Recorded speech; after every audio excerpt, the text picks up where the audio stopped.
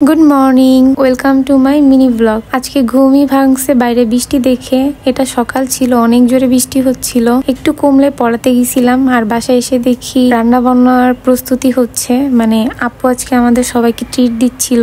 এখানে সবাই একসাথে রান্না করছিলাম, মানে টুকিটাকি সবাই কিছু না কিছু করছে। এখানে আপু চাল ধুচ্ছিল, পোলাও রান্না হবে, আর মাংস অলরেডি হয়ে গেছে।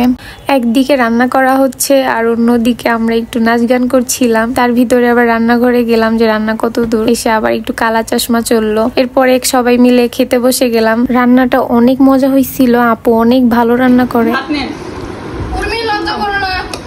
আরে কিসের লজ্জা, হাড়ি ধরেই খেয়ে